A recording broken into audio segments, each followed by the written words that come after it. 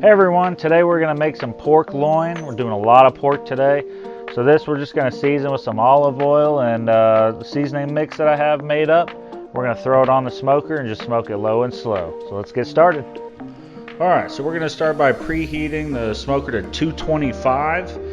Let that heat up while we trim some of the fat off of this pork loin.